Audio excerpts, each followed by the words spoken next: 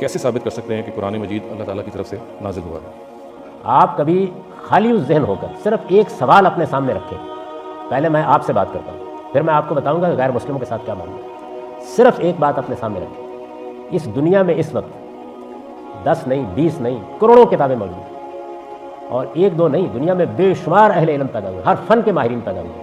میں پوری ذمہ داری سے یہ بات کر رہا ہوں، میں فلسفے کا، تاریخ کا، مذہبیات کا طالب علم، میں نے دنیا بھر کا ادب پڑھا ہے. میں آپ سے عرض کرتا ہوں کہ کسی کتاب اور کسی شخص کی عمر 100 سال سے بھی زیادہ نہیں ہوئی. جانتے ہیں اس کا مطلب کیا ہے؟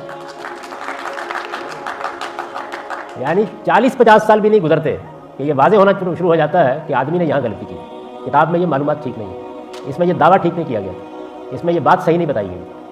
یعنی 50 سال بھی نہیں گزرتے. دیکھیے میں استخفاف کی بات نہیں کر رہا، آپ کسی کو پڑھ لیں.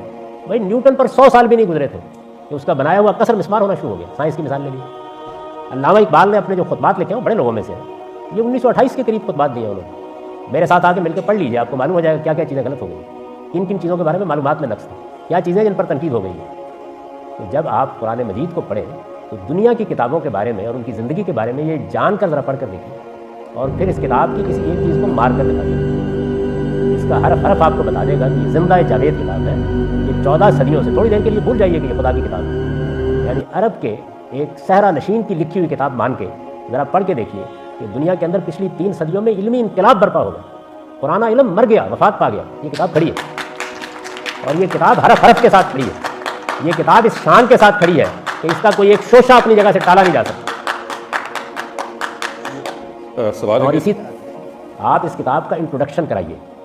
میں نے ڈاکٹر شہزاد سلیم صاحب سے بھی کہا ہے کہ میں نے جو تفسیر میں انٹروڈکشن لکھا ہے قرآن کا، یہ اس کو ذرا ایکسپینڈ کر کے ذرا تفصیل کے ساتھ انگریزی میں بھی لکھ دیں آپ کو. وہ انٹروڈکشن 2-4 صفحے کا قرآن کا، خود بھی پڑھیے قرآن کیسی کتاب ہے. اور یہ غیر مسلموں کو انٹروڈکشن دے کے قرآن کا سادہ ترجمہ ہاتھ میں پکڑا دیجیے. آپ کو ثابت کرنے کی ضرورت نہیں ہے، یہ ہر سلیم الطبع انسان پہ خود ثابت کر دے گا یہ کیا ہے. آپ دیکھیں